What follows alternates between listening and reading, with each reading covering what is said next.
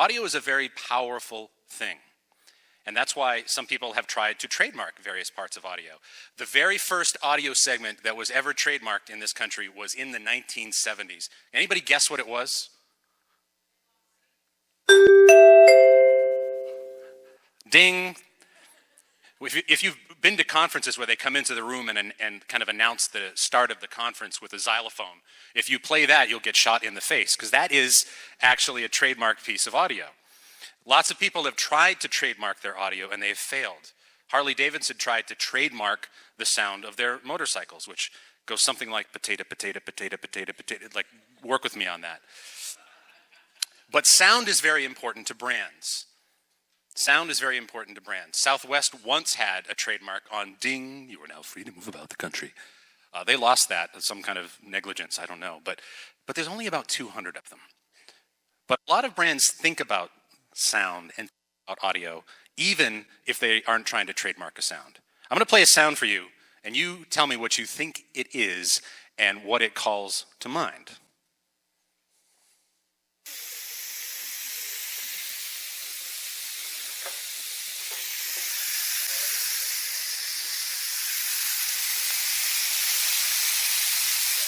Is anybody hungry? Those are fajitas. I have painstakingly combed the earth to find fajita audio. I went to fajitaaudio.com and I got that for you. That's the sound of fajitas. There's a musician and a sound designer named Joel Beckerman who wrote a great book about the power of audio, and he goes in depth about that sound, because that sound was invented by the folks at Chili's. Now, they did not invent fajitas. They did not invent steak. They may have discovered steak, I don't know. But they didn't invent it. But they concentrated on that sound because they realized something. They realized that you heard that sound before you smelled the fajitas, before you saw the fajitas, and it was part of the experience. And when somebody 2 tables over that was about to make a tragic mistake with the Baja chicken hears that noise, 4 more orders of fajitas are ordered, right? So that is a very powerful sound. It's a sound that equals money. It's a sound that equals pleasure. It's a sound that maybe sells more fajitas. It may be a sound that terrifies children. I don't know. But what am I telling you? Am I telling you that you need a sound? Am I telling you that you need a jingle? That's not exactly what I am telling you. But what I am telling you is that audio is very, very powerful. And I think it is something that is dramatically underused by content marketers. Dramatically underused by content marketers. And I want to talk a little bit about that today. I'm not going to play any more dings and boops and bleeps and dotes for you, but I am going to play some more audio in the course of this to make a point about what audio does that text and video do not do. So the first thing I'm going to do is I'm going to play for you something that is, I think, one of the greatest pieces of content marketing you'll ever hear. Many of you may have heard it before. It's a very old piece of audio, so forgive the scratchiness of it. And on the 8th day, God looked down on his planned paradise and said, I need a caretaker. So God made a farmer. God said, I need somebody willing to get up before dawn, milk cows, work all day in the fields, milk cows again, eat supper, then go to town and stay past midnight at a meeting of the school board. So God made a farmer. God said, I need somebody willing to sit up all night with a newborn colt and watch it die, then dry his eyes and say, maybe next year. I need somebody who can shape an axe handle from a persimmon sprout, shoe a horse with a hunk of car tire, who can make harness out of hay. All right, he lost me after the persimmon sprout and the shoe a car tire thing. But how many of you have heard that before? That is the great American broadcaster, the late Paul Harvey, who was on the radio for over 70 years, building a gravitas and a persona that enabled him to tell stories like that if you just read them on the page, they'd be okay. Nice poem. Find it in the back of Reader's Digest, maybe, for those of you who, okay, I'm old. But when you hear Paul Harvey read it, when you hear him lend that voice and that tone to it, it does something entirely different. In fact, it does something so powerful that brands have used that. You've probably heard the Dodge commercial. I think it was a Dodge Ram commercial that used that exact audio basically to steal its gravitas and hopefully polish the Dodge a little bit with it and hope some of that rubbed off. I've even heard of speakers that use it trying to influence people to feel good about the session that they were in when they're doing their evaluations. There's no end to the shame that people have done when they've used this. But Paul Harvey did this every day for years and years and years, creating content 4 minutes at a time. He told stories about the news in 4 minutes, and you believed every single one of them. You believed that Boutros Ghali was in the car. You believed that Purina Cat Chow was delicious for dads and lads. You believed everything he said, so that when he in turn sold products, that halo effect was lent to them as well. A lot of people don't know that Paul Harvey actually sent his scripts to J. Edgar Hoover ahead of time so that J. Edgar Hoover could mark them up. Needs to be patriotic or a little less patriotic or whatever. But you don't care about that because you just want that magnificent golden-throated bastard to tell you about Applebee's because you believe in what he says. And that is the power that audio can lend things. And what that has to do with you is what Paul Harvey did. It's the same thing that you as marketers want to do. We have this shared goal. We want to make content that connects.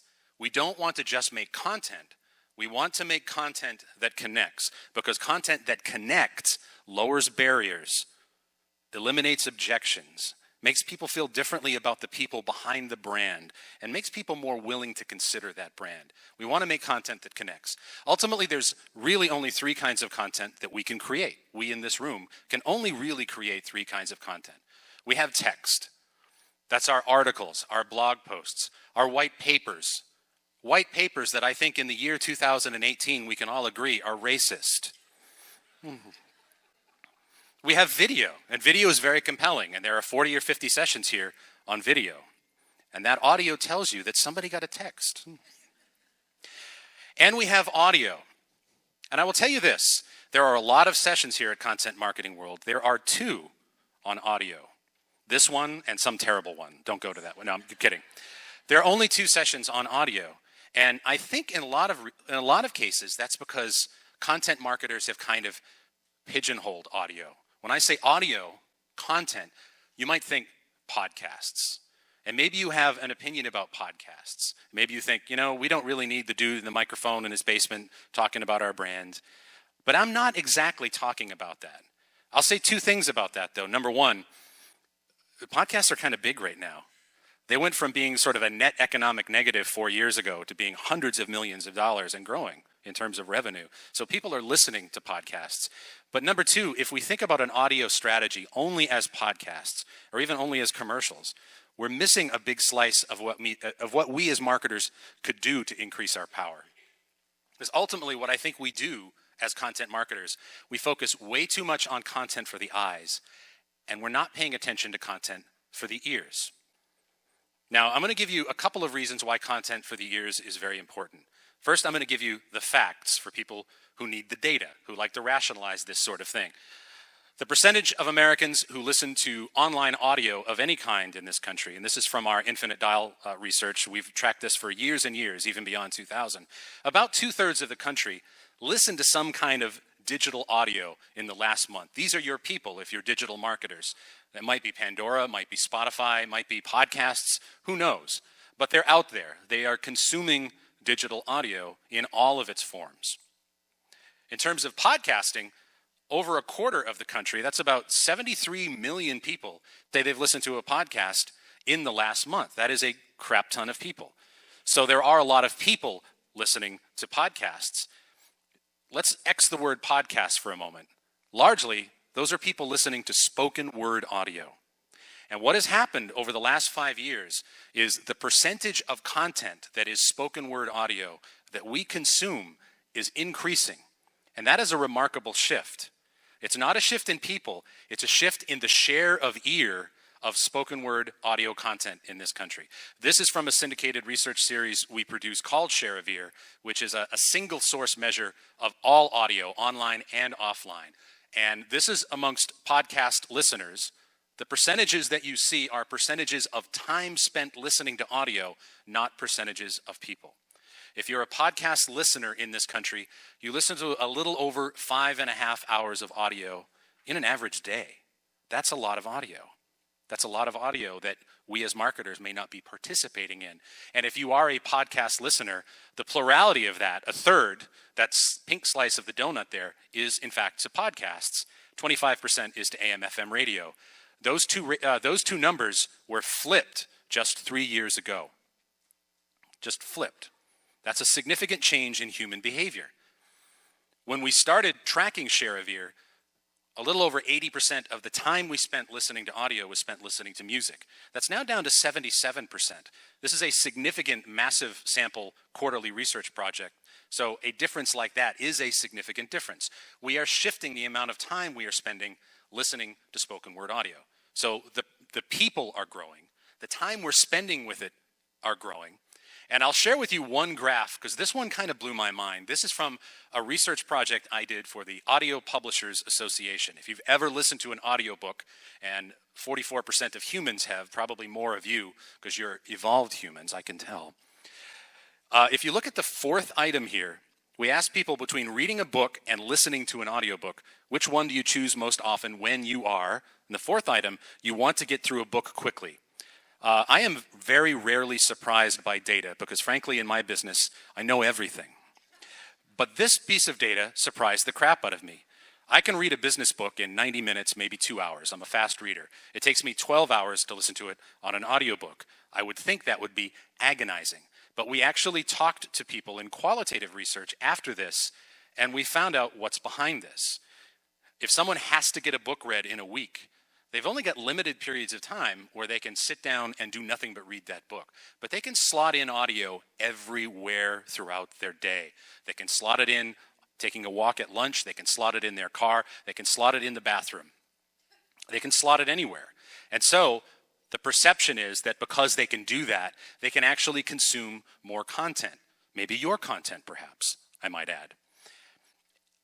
And the last reason I'll give, sort of factual reason why this is all important, is that we are changing how we get our content and how we access our content. We're changing how we communicate with computers. This year, according to a study that we did with NPR, almost 1 in 5 Americans say they own a smart speaker, either an Amazon Alexa or a Google Home. That's up from 7% last year. That's nearly tripled year over year, which is the fastest growing technology we have ever tracked in 20 years of the infinite dial. Faster than smartphones, faster than digital audio, faster than podcasting. These things are selling like cupcakes, right? They're cheap, they're getting into people's homes, and people are using them for the most mundane tasks, and they're getting used to them, and they're changing behavior. 2 of the things I'll highlight here, 71% of smart speaker owners say they're listening to more audio. So again, more audio is being consumed. And another 44%, that number on the right, say that using their Alexa or Google Home is actually training them to use their voice assistant on their phone more. And that's the way to think about this technology. It's not about the speaker. It's not about the cylinder that sits on your desk. It is about the technology that is going to be baked into your car. When it's baked into your car, it changes everything. When it's baked into your refrigerator, you won't drink that spoiled milk because Alexa will say, "That's a bad idea, Tom." This technology is going to be baked into all kinds of things, and it changes the way that we request content. Now, if we're spending more time listening to audio as a result of these, what are we spending less time with? The top answer is AM/FM radio, which you might have guessed. But look at the next ones: smartphone, television, tablet, computer, laptop, right? Things with screens. People are actually spending less time with things that have screens. We flat out asked this question, and I'll just point you to the top row of data here. We asked people, do you agree or disagree that you purchased your smart speaker specifically to reduce your screen time? And of the people who have purchased one in the last year, the kind of next wave of adopters, 43% said yes, they did. They're actually intentionally reducing their screen time. It's not an accidental incident or what's happening from them listening to the smart speakers. They're intending to do it, right?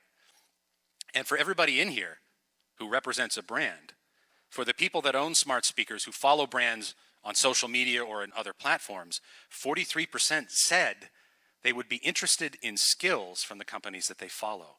They would be interested in skills. And in fact, we asked people about a bunch of different kinds of advertisements and messaging, advertisements in print, radio, TV, podcasts even, And number one, by a factor, was branded skills, more than any other kind of messaging, by a lot. Not just tolerated, but actually liked, because they're helpful. They help people do things, and if they happen to be associated with the brands that people know and love, that's great. But the important thing is that they're helpful and they help them do things. Now that's the rational side. Those are the facts of why audio is important. If you were to have read H.G. Wells' The War of the Worlds somewhere between 100 and 200 years ago, you would have found it entertaining, perhaps. You would have said, that's a wonderful piece of social commentary. And it might have engaged a certain part of your brain. When you heard Orson Welles read it, you freaked the F out. You freaked the F out. Because that's the other side. Why is that? Why did people freak out so much when they heard The War of the Worlds? It's because audio is the fastest path to connection. When you hear something, you feel it. When you read something, it engages you. It may engage your logic, it may engage your emotions. When you hear something, that whole process accelerates. That whole process happens faster. And we do not buy rationally. When we buy things, we buy them for irrational reasons, and then we quickly fill in the blanks with post-purchase decision rationalizations. We look for the facts afterwards, almost unconsciously, that make our gut decision seem right. And it is, in fact, the ear that is the fastest path to that. Why? I'm going to science this for you. First of all, what's faster, the speed of light or the speed of sound? Speed of light, right? I would be an idiot to suggest otherwise. But that's out there. I'm talking about in here. Within these four walls, six, I don't know, I'm bad at geometry. Within the walls of this here, the opposite is true. And I'll tell you why. Everything in our body happens because of electrical impulses. When light enters the eyeball, either in a mammal on the right or in a bug-eyed mammal on the left, it is processed by the retina and what I believe is called the eye goo into chemicals. Into chemicals. That's what happens in the eye goo that is directly behind the eyeball. Light is processed into chemicals. Those chemicals go through the visual cortex in a 6-step process and become electricity. Those electrical impulses are then sent to other parts of your body to do the things you want to do when you saw the thing that you saw, right? 6 steps. When sound enters your ear, it tickles the little ear hairs in your cochlea, and it's instantly electricity. It is instantly electricity. There's no 6-step process. Now, I'm not going to say that it takes like a minute longer to process something by sight than by sound. We're talking about a matter of milliseconds, but it's a learned behavior in our brain that instantly accesses that part of our brain. We don't have to think about something when we hear it. And when I play you Nickelback, you instantly love it. You're going to love it in a second. It's going to enter your brain, and you're going to say, look at this graph. Because the path to your brain through your ear is a faster path. And more than that, it's a more primal path. We had oral stories before we had written communication. When people sat around a campfire, they didn't exchange letters. No, the cavemen said, huh? Huh? Before any kind of written language. It's primal to us. When you hear a baby cry, when you hear someone scream, it instantly goes into your brain, and you understand that this is something that is grabbing you on multiple levels.